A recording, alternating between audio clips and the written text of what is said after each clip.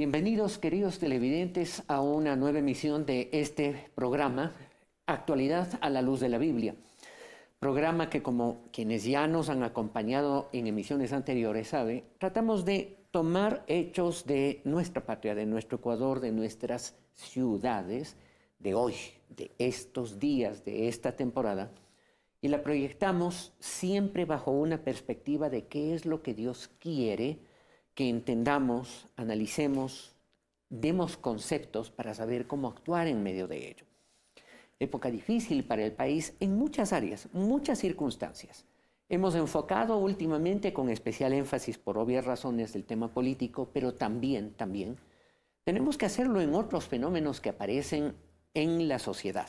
El día de hoy vamos a tener un programa que yo lo sé será extremadamente importante, no solo interesante, sino importante porque nos toca directa o indirectamente a todos, y para aquellos que tenemos un nombre que es sobre todo nombre, sobre toda voluntad, sobre todo sueño, sobre toda idea, sobre toda ideología, el nombre de nuestro amado, poderoso y precioso Salvador y Señor Jesús, tenemos que tener conciencia de todas estas situaciones para saber cómo podemos intervenir, cómo podemos apoyar a aquellos que puede ser que ya estén interviniendo en esta temática, y saber cómo podemos cambiar en algo ese mundo que Dios lo quiere maravilloso conforme su voluntad y que está llamado a hacerlo, porque esa es la voluntad de Dios, buena, agradable, perfecta para todos nosotros. Y eso no nos incluye solamente a los que tenemos la dicha de conocer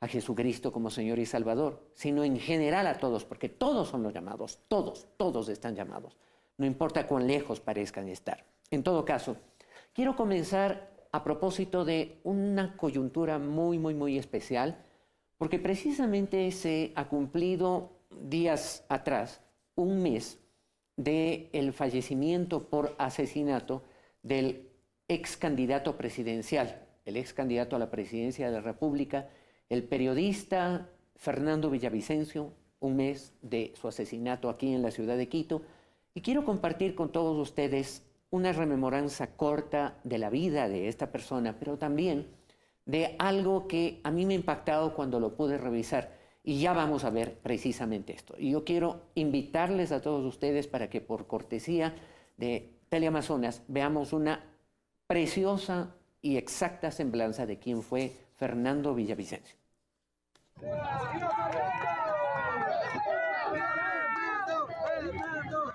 Lo asesinaron a tiros 11 días antes de las elecciones anticipadas. Señores, ayuden. ¡Ay, no! ¡Dios mío! ¡Adentro todos! ¡Adentro! Fernando Villavicencio Valencia le había apostado nuevamente a la política, pero esta vez en una carrera aún más desafiante. ¡Villavicencio, presidente! Buscaba la presidencia de la República auspiciado por el movimiento Gente Buena. Así es que aquí viene un presidente valiente. Vamos a derogar el plan de consumo de drogas.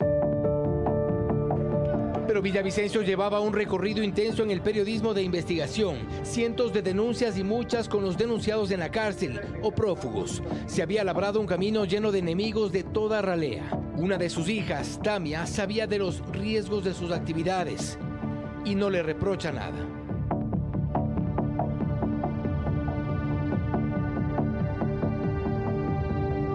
En las sabatinas yo tenía que ver cómo le insultaban, cómo ultrajaban su nombre y el de todos los periodistas. Y a él no le importó, él siguió y siguió y siguió. Le dijimos que pare muchas veces, él era ingobernable. Villavicencio se vinculó a Petroecuador a mediados de los 90 y al inicio en el área de relaciones comunitarias, pero con actividades de comunicación. Diego Cano fue uno de sus más cercanos compañeros de trabajo, más tarde aliado incondicional en la dirigencia sindical de la estatal petrolera, y por décadas se acompañaron en las calles. Me golpeó.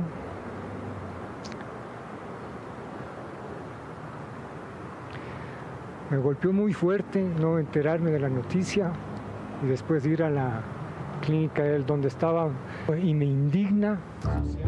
Como dirigentes de los trabajadores y ligados a organizaciones sociales, fueron la cabeza visible de decenas de manifestaciones.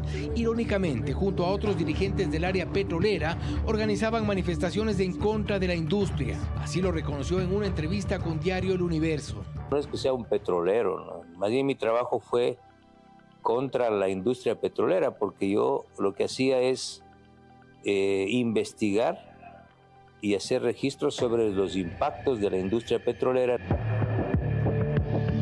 En su afán por permanecer ligado al periodismo, Villavicencio se metió de lleno en la investigación. A través o no de medios de comunicación, la denuncia de actos de corrupción era lo suyo, y eso lo puso en apuros frente a exmandatarios y gobiernos que desde el inicio del milenio ya lo querían fuera de la escena pública o preso. Sixto Durán Ballén, cuando la cuestión de los encadenados del oleoducto, en la época de Bucarán, por supuesto, ¿no? Un gobierno atravesado por la corrupción, ¿no? En la época de Maguad igual, en la época de Lucio Gutiérrez, estuvimos juntos alrededor de 3 meses en la clandestinidad. ¿Por qué? Por una paralización que hicimos en contra de la pretensión de ese gobierno de privatizar todo en Petroecuador. Trabajó en Diario El Universo y Revista Vanguardia, y en su actividad periodística casi siempre acompañando a sus colegas más cercanos, como Juan Carlos Calderón y Cristian Zurita. Fue fundador del portal Periodismo de Investigación. Se calcula que solo sobre la corrupción en el correísmo, Villavicencio había presentado al menos unas 260 denuncias. Se destacan los casos Odebrecht y Arroz Verde, también llamado caso Soborno.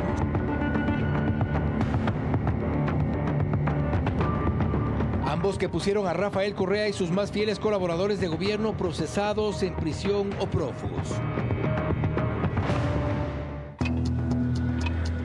Entre el 2013 y 2014 trabajó con el asambleísta Clever Jiménez como su asesor, y junto a Carlos Figueroa, uno de sus amigos, los tres fueron condenados a 18 meses de cárcel y al pago de $46,000 por injurias contra Correa. El señor presidente se lleva a la casa el alimento de mis hijos, la educación de mis hijos. El peso del poder se hizo sentir en las cortes. No obstante, lograron evitar su captura, refugiándose en la comunidad Sarayaku, en el oriente ecuatoriano. Pero Villavicencio reaparece de a poco en la política y llega al 2021 como asambleísta nacional por la Alianza Honestidad. Lideró la Comisión de Fiscalización y desde allí nuevamente las denuncias. Combinando el periodismo y la fiscalización en el legislativo, reveló importante información, por ejemplo, sobre el atraco a las cuentas del ISPOL. De $230,000 a la orden de María Christensen, estaría firmado por Jorge Cherres. Sí, por supuesto que lo conozco, señor presidente. En enero de este 2023 reveló documentos de supuestos vínculos del narcotráfico con varios candidatos de las elecciones seccionales de febrero. Pero no fue sino hasta que Guillermo Lasso decreta la muerte cruzada que Villavicencio da el salto más desafiante de su vida. Lo que nadie ha hecho en 15 años va a ser nuestro gobierno. Candidatizándose a la presidencia de la República. Esa decisión que le costó la vida el 9 de agosto.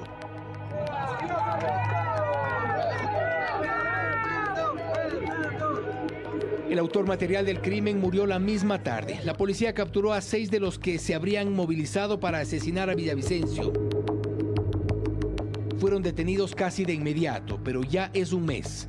Y entre versiones confusas sobre los supuestos autores intelectuales y las fallas en la seguridad del candidato, las investigaciones continúan en reserva.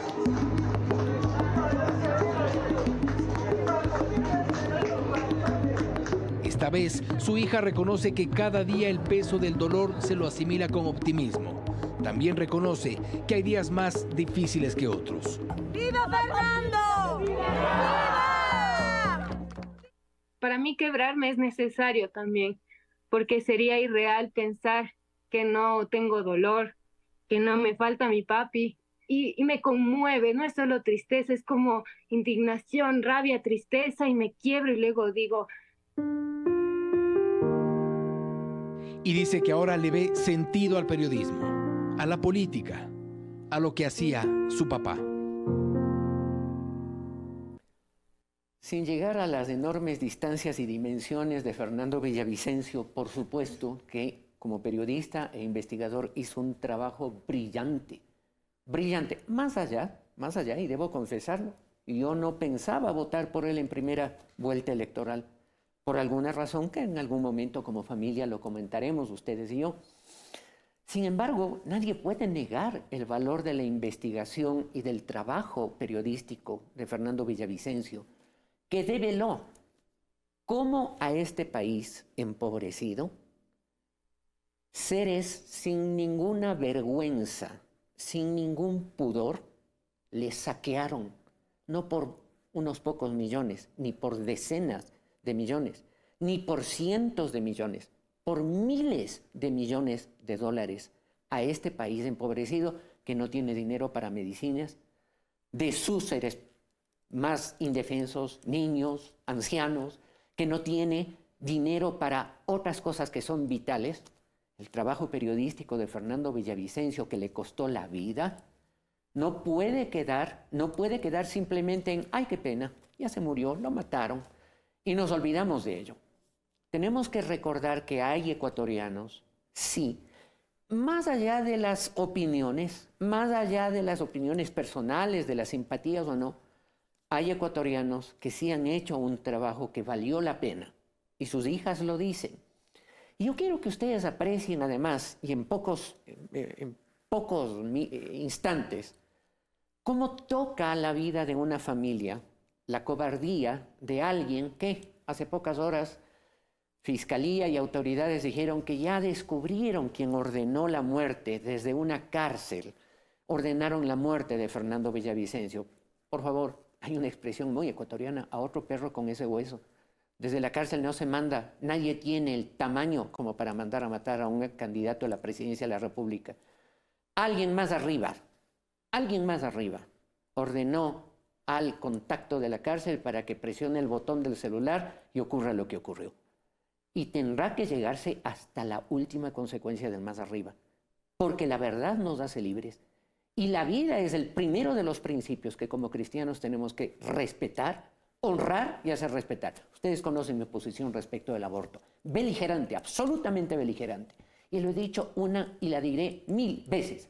No votaré por ninguna persona, partido o movimiento político que haya votado a favor de la ley del aborto en el Ecuador. Jamás. Y haré lo necesario para que la gente se recuerde de esto. La vida es el primer principio. ¿Y quieren ver por qué? Así sufren las familias cuando la vida de una persona, más allá de las controversias, es violentada y es asesinada. Miren ustedes esta rememoranza con sus hijas. Cortesía de Notimundo. Gracias, Gisela Bayona. Ahora, dejando de lado el tema político, tú has hecho un recuento muy claro de quién era tu padre para ti, y creo que también es importante contarle a la gente cómo quieren ustedes que se lo recuerde a Fernando Villavicencio en el Ecuador. Pues, bueno, ahora tomo la palabra, sí, y para mí él era un soñador, ¿no? Como pienso en la canción de Lennon, Imagine. Y él siempre nos dio las alas, nos dio la libertad en realidad para que nosotras sigamos nuestro camino. Y cuando le preguntábamos, papi, ¿cómo te ayudamos en este momento de la campaña? Él nos decía, ustedes canten, ustedes toquen, ¿no? Él para mí nos protegió a todos, a todo un pueblo. Tal vez él no se pudo proteger a él mismo y cuidarse él mismo, pero ahí estábamos nosotras. Y para decir que él soñó un mundo mejor y lo construyó. No pienso que quedó solo en ideales. Él ya nos dio un mundo mejor. Él ya denunció a gente. Él ya ahorró miles de millones de dólares de este país con sus denuncias. Él ya nos hizo un mejor mundo, un mejor país. Y ahora yo digo, nosotros somos esos árboles, no somos solo las semillas, ya somos los árboles. Y hoy hemos estado con su equipo, ver a jóvenes tan empoderados. Eso es lo que yo quiero recordar, ¿no? Y que nos recuerden y que nos vean, y te veremos, papi, en cada acto bondadoso, valiente, honrado, porque ese es el legado de él, ¿no? Creo que él nos soñó a todos libres, y eso es lo que quiero que recuerden de él. En una entrevista que me hicieron en un medio de comunicación, un canal a nivel nacional, me pidieron a boca de jarro, me dispararon la pregunta, ¿qué siente usted cuando recuerda este hecho? Y yo respondí, como conocía a Fernando Villavicencio desde que era extremadamente jovencito, cuando comenzaba precisamente su trayectoria, yo respondí que lo mejor que puede pasar, como lo dicen sus hijas, es que recordemos siempre que hay una estrofa del himno nacional que dice: y esa sangre fue germen fecundo de otros héroes. Usted, televidente, usted, joven televidente, usted, señora, señorita, usted, niño que nos está sintonizando seguramente, esa sangre derramada por gente que dio su vida por precio de lo que defendió, por precio de lo que hizo, esa sangre es germen fecundo de otros héroes que en este país el mundo va a ver atónito, sorprendido, que surgen en su torno por millares, a millares surgir. Esa mi conclusión de este punto. Nunca olvidemos que a algunos les cuesta la vida hacer lo que deben hacer. Y saben, queridos televidentes, yo recuerdo una frase de mi papá. Él partió con el Señor hace algunos años. Y recuerdo una frase de mi papá que me decía: nunca olvides que igual en la vida es muy parecido a una plaza de toros, en donde tú tienes 3 escenarios, 3 actitudes distintas. En la plaza de toros hay un montón de gente sentada en los graderíos que critican, que aplauden, que vociferan, que insultan, que elevan el tono, en fin, gente que habla pero está cómoda sentada en el graderío viendo lo que otros, segundo escenario, están ahí metidos jugándose la vida delante de un toro de 480, 500 o más kilos de peso, que tiene 2 astas muy finas, más que espadas o puñales, y que puede matar con un solo golpe a cualquier persona o animal grande que sea. Y decía, esos sí se juegan la vida delante del peligro. Y un tercer escenario, un montón de gente que vive del cuento del toro. Nunca me olvidaré esta frase de mi papá, porque en la vida efectivamente he encontrado los escenarios de los que mucho hablan, critican, pero jamás se bajarían a hacer lo que tienen que hacer. Hay otros que viven del cuento de lo que sea que están haciendo otros, y unos terceros que se juegan frente a las astas del problema, de la situación. Y saben, queridos amigos, el día de hoy tengo una entrevistada que es de las que se bajaron al ruedo. Hija de otro que se bajó al ruedo, nunca fue cómodo. Luis Toledo, lo conocí hace muchos años, misionero de Guatemala, vino al Ecuador, entregó muchos años de su vida junto con su familia en Ecuador. Por circunstancias de su tarea tuvo que salir del Ecuador, pero volvieron a Ecuador, pero particularmente quiero dar la bienvenida a su hija Melania. Melania Toledo nos acompaña en esta oportunidad y ella es de las que se bajaron al ruedo. Y ya vamos a ver ustedes, ya van a ver ustedes en qué ruedo se bajó Melania Toledo con un grupo de personas a quienes yo quiero dar la bienvenida a través de Melania, con esta remembranza, primero de la vida de Melania por una parte, y luego le volvemos, saludamos con Melania, le van a escuchar su voz y vamos a ver una rememoranza cortita de la tarea que cumple en una fundación que vale la pena hacer saber a todos ustedes, porque este país no es solamente el del ladrón, de aquel que se robó los fondos públicos, de aquel que mata en las vías por andar borracho, en fin. Este país sí, tiene muchos problemas, pero no es solamente el país de los problemas. Es el país en donde hay gente que sueña y hace soluciones. Veamos esta rememoranza de nuestra invitada de hoy, Melania Toledo.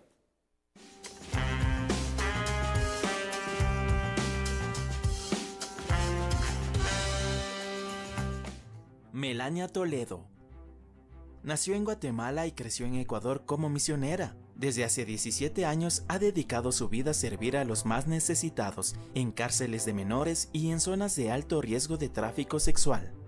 Durante más de 20 años ha trabajado viajando por países como Colombia, República Dominicana, Estados Unidos, México y Guatemala, con la responsabilidad de llevar una voz de justicia. Y en el año 2009, siendo parte de la organización Justice Group, viajó a Kenia con el objetivo de levantar e iniciar un centro de rescate para niños en riesgo.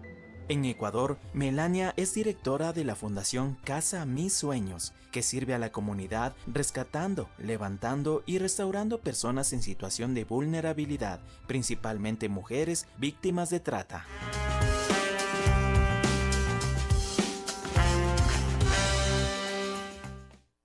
Bienvenida, Melania. Es un gusto tenerla con nosotros, tenerla aquí en este programa que como usted ve, tratamos temas de actualidad. Yo hace unos días no digamos de casualidad, pero tuve la oportunidad de escucharla por primera vez.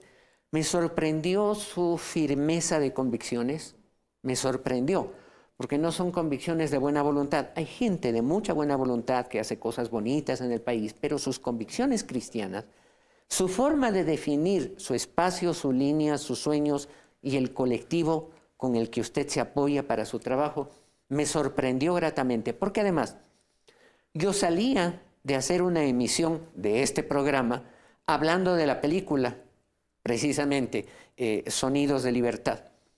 Cuando usted en la entrevista que le hacían hablaba también del tema de la misma película con una visión muy particular enfocada a su actividad aquí en el Ecuador. Bienvenida, Melania. Cuéntenos un poco de usted. Ya sabemos que nació en Guatemala, pero como que ya la sangre la tiene mezclada, yo digo con Jaguar Locro, ¿verdad? Sí. Bienvenida. Bueno, muchas gracias. Es un gusto y un honor para mí poder estar aquí con ustedes y compartir este tiempo tan valioso. ¿Cómo así? ¿Cómo así? Aparte de que, claro, de pequeñita usted tiene que caminar por donde papá y mamá caminaban, sus padres vinieron como misioneros, Luis es un hombre, su padre, es un hombre de muchísimas convicciones, yo siempre lo estimé y lo respeté, nos conocemos desde muchos, muchos años atrás. Pero, ¿cómo así se decidió volver al Ecuador? Bueno, creo que fue algo que Dios habló a mi corazón. Yo, la verdad, ya estaba cómoda de regreso en mi propio país, sin problemas de visas, de cuentas, de nada. Y pues mis papás decidieron regresar a Ecuador porque Dios les habló a ellos. Y yo, la verdad, estaba súper indecisa. No sabía qué hacer, pero recuerdo que llamé a mi hermano, él es pastor también, y lo llamé y le dije, no sé qué hacer. Lo único que sé es que no me quiero perder la perfecta voluntad de Dios para mi vida. Y él me dijo, Mela, Dios la ama tanto que si usted mantiene sus ojos enfocados en Él, Él no va a permitir que se pierda su perfecta voluntad. Y bueno, esa noche me fui a dormir y tuve un sueño. En este sueño, Dios me llevaba a las profundidades del mar. Yo podía sentir la mano de Dios sosteniéndome, llevándome a las profundidades del mar. Yo veía todo lo hermoso que se ve en el mar, pero también empecé a ir a lo más profundo, donde era completamente oscuro. Y yo estaba sorprendida de estar ahí, pero lo que más me sorprendía era que yo podía respirar en este lugar. Todo esto es un sueño. No era una pesadilla, no exactamente. No era una pesadilla, era un sueño y se sentía muchísimo como una experiencia, porque yo podía sentir esta sensación de estoy respirando bajo el agua. Y en mi sueño yo le digo a Dios, estoy respirando, y yo escucho su voz y Él me dice sí. Luego Él me lleva al espacio, y estoy sentada en la mano de Dios y estoy viendo todo lo hermoso que uno puede ver en el espacio. Y es asombroso. Y le digo, pero lo más asombroso es que estoy respirando. Y le digo a Dios, estoy respirando. Y el momento que Él me dice sí por segunda vez, yo sé que Él me está mostrando cómo Él quiere que yo vaya a los lugares más oscuros. Y Él iba a estar ahí conmigo, como nada iba a ser imposible para Él, como yo podía ir con Él a los lugares más profundos y Él iba a estar ahí, como aún en medio de cualquier circunstancia Él me iba a enseñar a respirar. Y de repente me empieza a bajar con su mano y yo empiezo a ver los volcanes del Ecuador. Y yo, obviamente, yo sabía los nombres porque yo estudié aquí, y yo empecé a reconocer los volcanes y le empecé a decir a Dios, ese es el Chimborazo, ese es el Cotopaxi, ese es el Tungurahua, y Dios me dice en el sueño por tercera vez, me dice sí, y abre su mano y yo caigo en el centro histórico de Quito. Cuando caigo ahí, yo veo delante de mí una gran iglesia. Es una iglesia gigante, no tiene solo es la estructura, no tiene nombre, no tiene imágenes, nada. Pero yo veo en la entrada un grupo de mujeres. Y yo empiezo a acercarme y cuando yo las veo, yo sé que son rechazadas por la sociedad, pero también por la iglesia. Cuando más me empiezo a acercar a ellas, yo puedo saber su historia. Yo sé que han sido mujeres vendidas, yo sé que han sido mujeres violentadas, madres solteras. Y yo me empiezo a acercar a ellas y yo empiezo a sentir y a ver luces como de ángeles que danzaban alrededor de ellas. Y mientras yo entraba a esta iglesia, ellas entraban conmigo. Y cuando yo entro a este lugar, yo empiezo a ver mucha gente de diferentes edades, de diferentes países, y todos están haciendo algo con creatividad. Unos están escribiendo guiones, historias, leyes. otros dibujando, pintando, armando. Todo lo que tiene que ver con creatividad estaba pasando en ese lugar. Y en la mitad había una obra de teatro, y la obra de teatro se llamaba Amar y Ser Amados. Cuando yo empecé a ver esta obra de teatro, era tanto amor que yo sentí que mi cuerpo no pudo resistir, y caigo al piso y empiezo a gritar y dar con mi puño en las piedras, porque era en el centro histórico, y empiezo a gritar y a dar con mi puño y empiezo a decir: hay destino para Ecuador, hay destino para Ecuador, hay destino para Ecuador. Y la 7ª vez que estoy gritando esto, estoy sentada en mi cama llorando y gritando: hay destino para Ecuador. Y recuerdo que ese instante me levanté y le dije a mi papá: me voy contigo al Ecuador, porque yo sé que hay destino para esa nación y yo quiero estar ahí. Y fue así, regresamos y la verdad me olvidé del sueño. Me olvidé, solo sabía que Dios me había dado ese sueño porque, bueno, Dios nos habla de muchas maneras y una de esas es a través de los sueños. Y Él sabía que yo le estaba pidiendo una dirección y Él me la dio. Llegué acá, empecé a trabajar en un colegio, todo era normal, hasta que llegó el 14 de febrero. Y pues decidimos con unas amigas empezar... Ahí le voy a interrumpir un momento, porque la historia es preciosa, es preciosa. Pero quiero que ustedes vean algo de dónde está esa historia preciosa. Saboreémoslo un poco para poder luego consultar a la chef que Dios maravilloso utilizó para preparar esta receta de vida preciosa. Por favor, vamos adelante con una remembranza de esta obra que se está desarrollando aquí en Quito, Ecuador, que es la secuela actual del comienzo de ese sueño. Todas tenemos muchas historias por contar. La mía empieza en las calles. Estaba consciente de lo que quería, pero no podía salir. Este mundo me mataba día a día.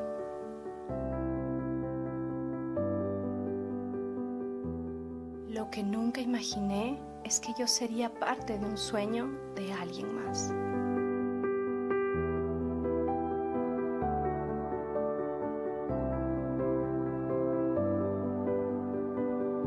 Y ese sueño me salvó la vida. No lo podía creer que yo le importaba a alguien más.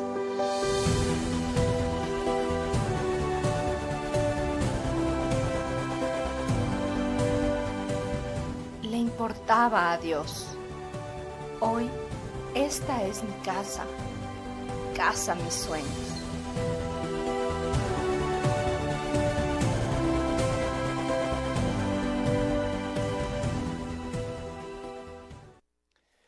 Verdad que impacta, es corto pero impacta porque habla de algo que es sumamente grave, importante, ocurre todos los días, lo sufren personas que yo siempre digo cuando veo estos casos, nunca cuando nacieron, entiendo, generalmente cuando nacieron y hubo una madre o un padre que les tomó en sus brazos y le vio y le sonrió y le oyó un poquito, jamás ese padre o esa madre pudieron imaginarse que esa persona, ese ser chiquitito que tenían en esos brazos, podía terminar en la calle vendiendo su cuerpo. Podía terminar, quién sabe, porque conozco algo de historias paralelas, podían terminar como un niño abusado por su entorno familiar, abusado sexualmente por su entorno familiar, que tuvo que sobrevivir escarbando en los basureros para encontrar alimento en un mercado mayorista, el mercado de San Roque, sobrevivir buscando alimento como si fuera un perro callejero. Ni un perro se merece eso, pero son seres humanos y comenzaron así y pasa el tiempo y todo el mundo los regresa a ver menospreciándolo por encima de la solapa, ¿verdad? ¿Por qué? Porque cayeron, como si no hubiéramos caído todos. Como si todos no hubiéramos algún momento defeccionado en un caminar recto que soñaron los seres que nos amaban al principio. Pues esas son las personas de las cuales Melania, el grupo de esta fundación se ocupan. Así que nuevamente, Melania, ahora sí cuéntenos cómo surgió ese 14 de febrero del año tal, cómo surgió para que se plasme la idea de Casa de Mis Sueños. Bueno, y fue así. Estábamos con un grupo de amigas y dijimos, hoy 14 de febrero, tal vez hay muchas mujeres que de verdad tienen una razón para estar tristes, ¿verdad? Muchas veces queremos como solo recibir algo. Y ese día específicamente decidimos salir con chocolate caliente y una rosa y llevar amor. No sabíamos exactamente a qué grupo nos íbamos a encontrar, pero dijimos, vamos a algún lugar donde la gente está en búsqueda de Dios sin saber que están en búsqueda de Dios, ¿verdad? Entonces fuimos a la Mariscal, dijimos, nos vamos a quedar en estos sectores donde hay un poco de luz. Las reglas, les dije, no podemos salir a los lugares oscuros, pero de repente mientras estábamos ahí, en una esquina súper oscura, yo pude ver la silueta de una jovencita y fue ahí que nos acercamos. Fue ahí que nos acercamos a ella con una rosa y un chocolate caliente y obviamente ella estaba sorprendida. Habíamos hecho también tarjetas, le habíamos preguntado a Dios qué quería que escribamos en estas tarjetas y pues Dios nos había dado frases para estas mujeres y la tarjeta de ella decía, yo soy Dios, soy tu Padre y nunca he dejado de amarte. Y cuando ella recibió esta tarjeta, ella no quería recibir esta tarjeta. Ella decía, bueno, yo les acepto el chocolate caliente, yo les acepto la rosa. Y bueno, terminó pidiéndonos oración, terminó diciéndonos que ella conocía del amor de Dios, terminó diciéndonos que necesitaba volver a tener un encuentro con Dios y contándonos toda la historia detrás de su rostro, detrás de esta historia. ¿Qué edad tenía esa chica y qué edad promedio tenían ustedes el grupo? Yo tenía 22 años, ¿Ya? 22, 23 años. Ella nos dijo que tenía 18 años, pero luego ya nos dijo que tenía 16 años. Entonces, el asunto con ella era que me dijo, no quería recibir mi tarjeta. Y yo le decía, esta tarjeta Dios se la mandó. Yo puedo ser un poco intensa en ciertas cosas y yo quería que ella reciba la tarjeta. Y me dice, no. Me dice, bueno, tú ves, te dije que tengo 18 años, tengo 16 años. Y lo que tú ves no es lo que yo soy. Cuando yo tenía 9 años, yo le dije a mi papá que era gay. Y ese día, mi papá me sacó de la casa. Y la única comunidad que me recibió es la comunidad trans. Y desde ese entonces yo me convertí en lo que ves. Me dice, pero yo necesito... Y entonces yo le dije, esta tarjeta es para ti. Y cuando ve la tarjeta otra vez, yo le digo, esta tarjeta es para ti, porque la tarjeta decía, yo soy Dios, yo soy tu Padre y nunca he dejado de amarte. Entonces yo le digo, Dios nunca ha dejado de amarte. Nuestros padres se pueden equivocar, pero Dios nunca ha dejado de amarte. Y recuerdo que solo lloramos y lloramos y lloramos. Yo no sabía que era políticamente o religiosamente, teológicamente correcto decir ese momento. Sí, yo no sabía, esto fue hace 18 años. Hace 18 años no hablábamos de nada de esto. Hace 18 años la trata de personas no era un tema. Peor todo lo de género. Entonces yo solo sabía que yo sirvo a un Dios que ama incondicionalmente y sabía que Dios le amaba.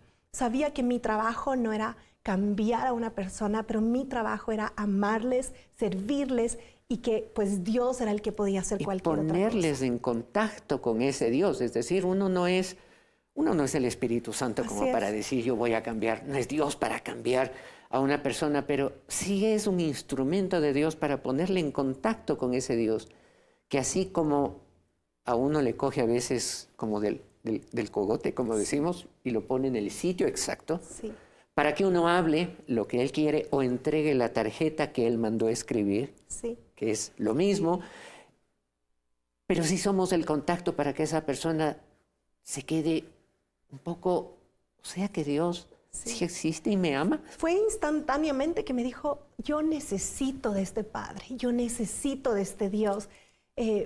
Y me dijo, ora por mí porque quiero volver a tener a Dios en mi corazón. Mi familia sí conocía de Dios. Y recuerdo que ese rato oramos, me dijo, por favor, hazme hacer la oración de salvación. Oramos ese instante y me dijo, voy a regresar a mi casa.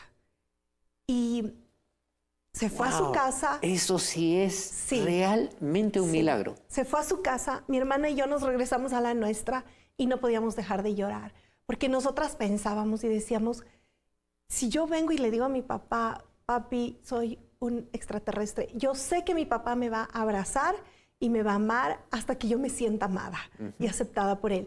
¿Cuánto más Dios, que es un buen Padre, que no tiene errores, que no tiene limitaciones, que su amor realmente es incondicional? Entonces solo llorábamos las dos y decíamos, le debemos al mundo un encuentro con el verdadero amor de Dios. Ese amor que transforma, pero ese amor que abraza, ese amor que está dispuesto a ir más allá aún de nuestros pensamientos, de nuestras ideas. Y fue así, empezamos a ir a las calles, volvimos para buscarle, no le volvimos a encontrar, buscamos a la comunidad trans, nos dijeron que regresó a su casa. Creemos que ese día Dios le dio una oportunidad a esta familia de volverse a amar de nuevo, pero sé que ese día nuestra vida cambió. Ese día pensábamos que iba a ser solo algo de un 14 de febrero, pero después de ese día no pudimos no volver a ir a las calles. Déjame imaginarme, Melania, déjame imaginarme algo.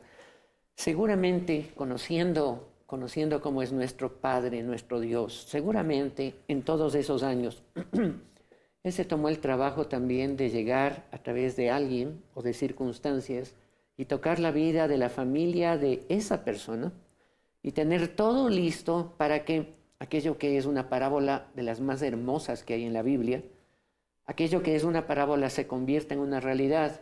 Vuelve el hijo pródigo, es recibido por un padre que en un momento dado dice, hagamos fiesta, volvió, no importa, vamos, hagamos fiesta, volvemos a estar juntos porque te amo hijo, te amo hija o lo que fuera. No me importa el tema, no es que no me importen los temas de género, por supuesto que sí nos importan, por eso estamos aquí hablando de ello, pero nos importa mucho más ser instrumentos de Dios para que hayan esos encuentros primero de los hombres, las mujeres con un Dios y Padre, como lo dijo Melania, que todo lo perdona. Solo quiere una gota o un millonésimo de gota de arrepentimiento y de fe para decir, venga hijo, venga hija, no ha pasado nada. El precio fue pagado hace 2000 años en una cruz. No te preocupes, aquí te amamos. Qué cosa tan espectacular. Y desde entonces, Melania, desde entonces, ¿qué más se ha hecho? Pudimos no ir. Decidimos que íbamos a ir. No han parado. No hemos parado. Decidimos, tenemos que ir. Fuimos después de San Valentín, el Día de la Madre, el Día de la Mujer, el Día del Niño, Navidad, y buscábamos diferentes razones para seguir yendo. Y empezamos a generar conexión con muchas de las chicas que estaban en las calles, principalmente en prostitución. Antes de esto, yo no sabía que existía la prostitución de esta manera. Es como nos enseñan de alguna manera a no ver, ¿verdad? Aprendemos como sociedad a no ver. Invisibilizamos. Ahí está, pero más bien de lejos, ¿no? Así es. Invisibilizamos a los vulnerables porque eso es más cómodo para nosotros de alguna manera. Entonces, en ese instante, el momento que nosotros vemos esta realidad como hijos de Dios, no podemos ignorar y no podemos no hacer nada por los menos de estos, por los más pequeños. Cuando Jesús nos dice que cuando tú lo hagas por los más pequeños, Él habla de los más vulnerables, de los más pequeños, tal vez de los grupos más pequeños, los más invisibilizados de nuestra sociedad. Entonces yo pensaba y decía, este es un grupo que la verdad que muchos ni siquiera de nuestros amigos nos apoyan para que hagamos esto.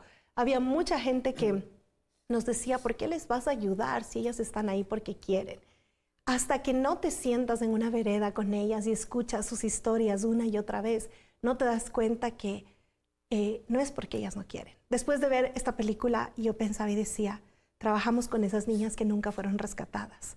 Trabajamos con esas niñas que tal vez no alcanzaron a ser rescatadas y cuando ya no les servían a estas redes de trata, las mandaban por ahí y ellas parecía que era lo único que ellas querían hacer, pero están tan rotas que a la final es lo único que ellas sienten que pueden hacer. Así es, y a ver, también, y tú lo habrás apreciado, lo habrás visto, también es impactante ver cómo en ciertas situaciones y condiciones, y yo hablo particularmente por gente extranjera, y en esta última temporada aquí en el Ecuador, venezolanos o venezolanas, a los cuales, por la maldad de otros, se les han cerrado todas las puertas. Claro que vinieron malos venezolanos, como vinieron en su época malos colombianos, y en otra época malos chilenos, pero también hemos exportado malos ecuatorianos, y los buenos ecuatorianos trabajadores y esforzados han tenido que sufrir las consecuencias de malos ecuatorianos que han ido a regar mala fama. Y esa gente condicionada así, que no les dan trabajo, que les cierran las puertas, que los menosprecian, que los explotan, muchos, algunos, han caído en redes de prostitución y de trata, pero no lo quieren hacer. No les queda otra oportunidad porque tienen bebés, hijos. Y yo no juzgo aquí, no juzgo a la sociedad cerrada, ciega, religiosa. Sí, a esa sí. Porque el cristianismo no es eso. El cristianismo no es meterse en un lugar los fines de semana y pasarla bonito un par de horas y volver a lo mismo. Cristianismo es actividad. Y por eso me gustó tanto cuando yo conocí de Casa de Mis Sueños. Quiero invitarles para que ustedes observen, queridos televidentes, observen cuán viva y real sigue siendo hoy en el Ecuador del 2023. Hoy en el Ecuador 2023 sigue siendo lo que la película Sonidos de Libertad denuncia que ocurrió en el Ecuador del 2016 después del terremoto. Eso que nosotros ya hablamos en un programa anterior, que se desmanteló una red de tráfico, prostitución de niños y niñas aquí en el Ecuador, en la provincia de Manabí, en la población de Canoas. Se desmanteló, se violaron, se abusaron más de 300 niños y niñas ecuatorianos y nadie dijo nada. Todo el mundo regresó a ver para otro lado. Nadie se enteró. Yo he hablado con periodistas, he hablado con policía, he hablado con jueces. Nadie se enteró. Lo hicieron estos traficantes de niños, estos bárbaros. Lo hicieron de tal manera que nadie supo hasta cuando un hombre, Tim Ballard, un hombre con convicciones, un cristiano de acción, no solamente de templo. Ese se metió en el Ecuador y descubrió esto y armó un operativo de intervención. Capturaron a la gente 2016 hasta 2018. Capturaron a la gente y ese es el origen de la película Sonidos de Libertad, precisamente. Pero ¿creen ustedes que esto acabó en el Ecuador? Por favor, veamos, por favor, producción. Cortesía Teleamazonas, les presentamos lo que ocurre en el Ecuador 2023 también. El gran operativo conjunto entre 7 países de América, incluido Ecuador, permitió la captura en la ciudad de Zamora de un implicado en una red internacional que expendía material de abuso sexual infantil. Los allanamientos realizados en Loja y Zamora son parte de un operativo internacional que determinó la comercialización de pornografía infantil en 11 provincias de nuestro país. 1.700 videos fueron incautados como parte de la evidencia en gran cantidad de dispositivos móviles. 2 dispositivos móviles, 6 unidades de almacenamiento USB, una tarjeta USB, 2 discos duros de almacenamiento externo, 2 CPU, un equipo básico de computación, una cámara fotográfica, un soporte de lectura SD. El modus operandi de este ciudadano de nacionalidad ecuatoriana era ofertar y comercializar videos y fotografías de carácter sexual de menores de edad a través de las plataformas digitales como Facebook. Dependiendo de lo que las investigaciones arrojen con este aprendido, con este detenido, entonces se podrá determinar cuáles son las organizaciones que están tras de estas redes de tráfico de personas y también de la distribución de pornografía infantil. Las investigaciones permitirán además determinar en dónde se filmaban los videos y si las víctimas son de nacionalidad ecuatoriana. El operativo internacional Aliados por la Infancia se cumplió en coordinación con instituciones estadounidenses y se realizó también en Brasil, Argentina, Chile, Paraguay, Panamá y Estados Unidos. Madrugada de este 9 de septiembre, mediante un operativo efectuado por la Policía Nacional, Unidad de Investigación y Protección de Niños, Niñas y Adolescentes, Fiscalía y dependencias internacionales patrocinadas por la Embajada Americana, dejó como resultado 2 detenidos bajo el presunto delito de pornografía infantil, uno de nacionalidad ecuatoriana y otro de nacionalidad venezolana. Con la colaboración de la Embajada Americana pudimos detectar que existían personas que se encontraban compartiendo material explícito de naturaleza sexual, el cual contenía niños, niñas y adolescentes. De igual forma se procede a la aprehensión de otros ciudadanos, quienes pues estarían inmersos en este delito. Este es el lugar donde alquilaba Domingo Rafael, venezolano de 38 años de edad. Entes investigativos estaban tras su rastro, puesto que mediante un perfil de Facebook comercializaba contenido explícito de carácter sexual, donde se involucraban menores de edad, el cual tenía en su poder aproximadamente 400 videos de este índole. La Fiscalía continúa investigando a fin de encontrar a los responsables de la producción de este material y lograr el rescate de los infantes. Abre tu boca por el mudo, en el juicio de todos los desvalidos. Abre tu boca, juzga con justicia y defiende la causa del pobre y del menesteroso. Así lo dice la Biblia, Dios hablando en Proverbios, capítulo 30. Queridos amigos, centenares de niños están viviendo esa realidad aquí en el Ecuador y probablemente sus padres no se van a dar cuenta jamás de lo que está ocurriendo, porque los engañan a través de redes sociales, los engañan de muchas maneras o literalmente y abiertamente van y proponen a sus padres que los arrienden, los alquilen a estos niños. Esto es lo que estamos viviendo y nosotros, usted y yo, somos aquellos que tenemos que abrir la causa y defender la causa del pobre y del menesteroso. Melania, ¿qué hacer frente a situaciones como estas cuando tocan a alguien que ha estado cerca a nosotros? Quién sabe, un niño, un hijo, alguien de la familia en esta situación. Bueno, muchas veces creemos que no va a pasar cerca de nosotros y ese es uno de los mayores problemas. Creo que nosotros tenemos que saber que cualquiera de nosotros estamos expuestos a que esto pueda pasar. Obviamente hay grupos más vulnerables a ser víctimas de esto, pero yo siempre digo, no tenemos que esperar que nos pase a nosotros, sino que tenemos que hacerlo ya para alguien, ¿no?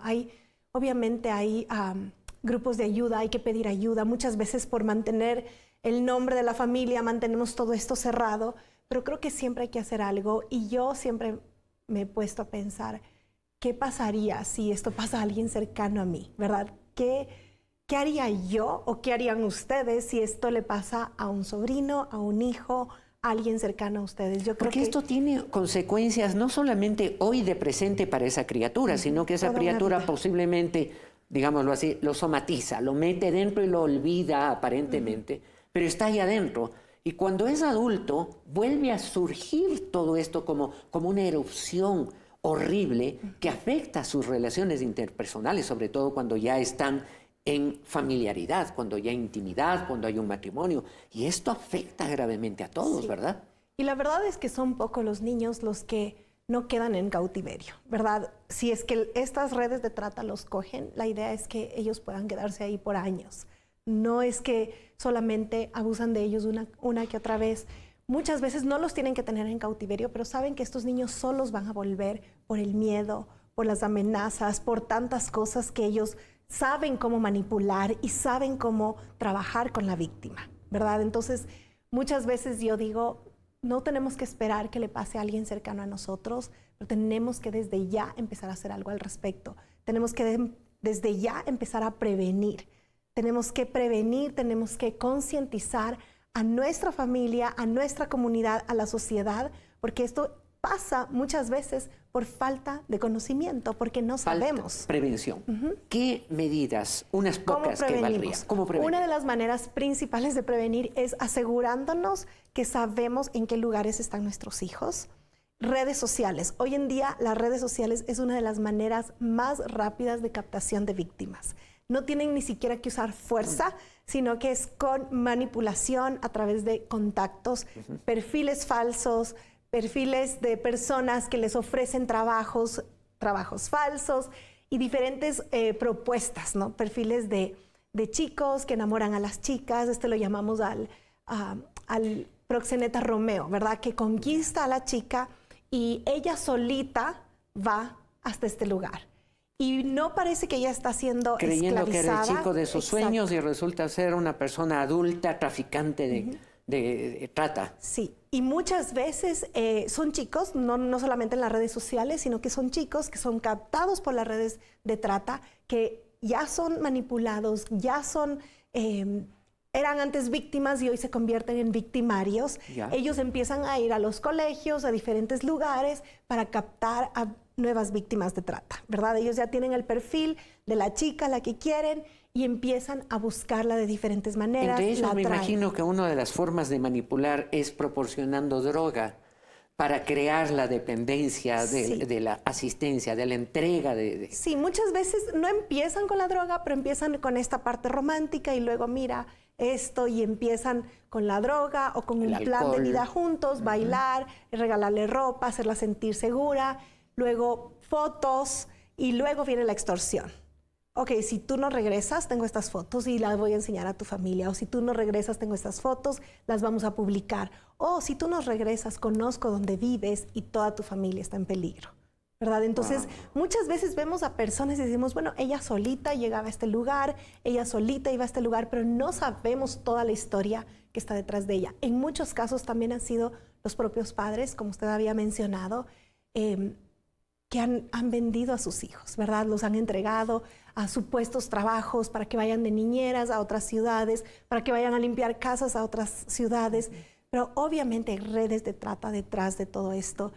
Muchas de nuestras chicas en medio de nuestros programas, a la mitad del programa es que entran a la realidad de que mi mamá fue la que me vendió, o mi esposo, mi pareja es mi proxeneta. O sea, muchas veces ellas no lo ven porque son tan quebradas por dentro y por fuera que empiezan de alguna manera para sobrevivir a normalizar esto, ¿verdad? Entonces, nosotros tenemos que prevenir con todo lo que, cuidar todo lo que ven nuestros niños en redes sociales, cuidar a dónde los estamos enviando, a dónde están yendo. Círculos pequeños muchas veces son los círculos más cercanos, muchas veces creemos que están bien porque es el círculo cercano de la familia y no. Enseñarles a los niños todos los riesgos que hay detrás de todo esto. La pornografía. Creo que batallar en contra de la pornografía disminuye el consumo de prostitución. La pornografía es uno de los principales alimentadores de la prostitución y de la trata. Entonces, sí, encendedores. Sí. Si una persona ve pornografía, si un niño empieza a ver pornografía, cuando un tratante viene y le dice, mira, esto vamos a hacer con esta chica, para él ya no es tan anormal porque él ya lo vio tantas veces.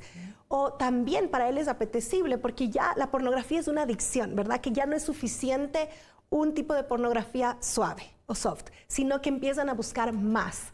Cuando ya no tienen más, obviamente en las familias su pareja ya no va a querer hacer lo que las personas ven en los videos pornográficos, entonces empiezan a ir a los lugares de prostitución, empiezan a buscar cómo pagar por sexo. Realmente impresionante esto que nos está relatando Melania, pero si el panorama relatado así, y solamente relatado así, se ve sinuoso, oscuro, un poco como el sueño de Melania, ¿no? Las profundidades del mar, no esa parte en donde los buzos hacen snorkel y ven los pececitos de colores, el arrecife, no. El sueño le llevó a lo más profundo, a donde nadie llega, donde no se ve ni la luz. Igual cuando en el sueño llegaba a lo alto. Hay un versículo precioso en la Biblia que dice que si nos escondiéramos adentro de la tierra, ahí está Dios. Si en lo alto, también está Dios. Si en lo ancho, si en lo profundo, ahí está Dios. Y esto que nosotros vemos como un panorama oscuro de lo que sí está pasando en el país, por favor, esto no es una emisión alarmista, no lo es. No estamos hablando de algo que no le puede pasar a usted, a su hijo, a su hija, a su sobrino, a alguien de su familia. Estamos hablando de una realidad que toca a todo el mundo. ¿No lo vio? La policía lo que acaba de sacar en un lado, allá en la Amazonía, o en el otro lado, allá en la costa del Pacífico, hoy, ya mismo, en estos días. Entonces estamos hablando de fenómenos muy graves, muy feos, muy desesperanzadores. Sin embargo, Casa de mis sueños. Casa Mis Sueños. Casa Mis Sueños hace diferencias. Y hay otras instituciones también que hacen diferencias. Pero hoy estamos con Casa Mis Sueños y estamos con Melania Toledo. Cuán satisfactorio es trabajar con las personas que toman la punta del hilo y comienzan a agarrarlo para un cambio de estilo, un cambio de vida, un cambio de perspectiva. Nos queda poquísimo tiempo, pero esta es una pregunta clave, definitivo. Bueno, la verdad es que es satisfactorio. Este trabajo no es un trabajo que vemos buenos resultados todos los días. Es un trabajo de años y años de construir confianza, de traer salud emocional, espiritual, física en la vida de una persona. Es tan satisfactorio ver cuando una de ellas logra salir de este ciclo, de este vicio, de este tormento. Como ellas lo llaman, es el peor infierno. No se lo decíamos a nuestro peor enemigo, dicen ellas, ¿verdad? Verlas a ellas enviar a sus hijos a una guardería para poder ir a su trabajo. Eso... Un trabajo digno. Un trabajo digno. Ahora sí. 100% digno. Se acostumbra a llamar, y eso hablamos un poco off the record, hablábamos de, esto no es trabajo. No es trabajo. No se llama trabajo sexual. El trabajo... Dignifica. Dignifica, no envilece. No banalicemos las cosas. No le echemos un poquito de pastelito a la podredumbre que hay detrás de estas actividades que denigran al ser humano. Pero hay personas, hay agrupaciones, y usted puede ser parte de ella. Porque a lo mejor usted sí conoce a una persona ahí al lado, usted no necesita de pronto tener una fundación, como el caso de Melania, o un equipo de trabajo. Usted algo puede ser por aquel que está cerca a usted, que está viviendo una realidad, una difícil. Melania, tampoco puedo quedarme sin pedirle, ¿qué es lo que ustedes necesitan como apoyo fundamental en caso de que alguien quiera otorgárselo? ¿Qué es lo que ustedes necesitan como apoyo? Bueno, nosotros como fundación, como cubrimos todas las áreas, todas las necesidades de la persona, necesitamos todo. Redes médicas, redes de apoyo de psicólogos, aportes económicos, comida. Damos víveres a más de 70 familias mensualmente para apoyarles. Algunas de ellas empiezan a conseguir sus pequeños trabajos o pequeños emprendimientos, pero no es suficiente, como podemos saber. Entonces, es súper importante cualquier tipo de apoyo. Estamos por abrir capacitaciones para nuevos voluntarios el 28, 29 y 30 de septiembre. También a veces decimos, bueno, yo quiero apoyar con mi persona, ¿verdad? Podemos hacerlo, si no podemos apoyar económicamente. Estamos también, el día jueves, estamos haciendo la apertura de nuestra tienda Mis Sueños. Esta tienda es una tienda en que el 100% de todo lo que nosotros vendemos ahí ayuda a que mujeres que han sido vulnerables puedan tener trabajo. Alguna vez me mandan del exterior una camisa nuevecita que no me quedó, porque yo ya he engordado un poquito, ¿verdad? Pero esa camisa nueva que yo nunca la he usado, y que no la voy a poder usar, esa camisa nueva puede ir a la tienda de Mis Sueños, para que se pueda comercializar y con eso ayudar, trabajar, aportar. Queridos amigos, Asoma Visión va a estar pendiente de lo que usted pueda en condiciones como estas, cosas buenas, cosas en lo posible nuevas que usted nunca las utilizó. Siempre, siempre puede haber algo que usted pueda dejarlo destinado a esta misión, a esta tarea. Una despedida, nos queda segundos. Por favor, Melania. Bueno, para despedirme yo quiero que nos enfoquemos no en lo que la gente no está haciendo, pero en lo que nosotros podríamos hacer. Una vez yo lloraba y le decía a Dios, ¿por qué el gobierno no hace nada? ¿Por qué la gente de dinero no hace nada? Y Dios me dijo, porque no es responsabilidad de ellos solamente, es tu responsabilidad. Tú quien tienes la luz. Esto no es cristianismo social, es cristianismo y punto. Lo que Jesús haría aquí en la tierra, eso es lo que debemos hacer. Nos despedimos de esta preciosa emisión y yo creo que va a ser necesaria otra. Definitivamente otra emisión en este sentido y con esta acompañante. Les damos un saludo afectuoso. Hasta la próxima emisión de este su programa.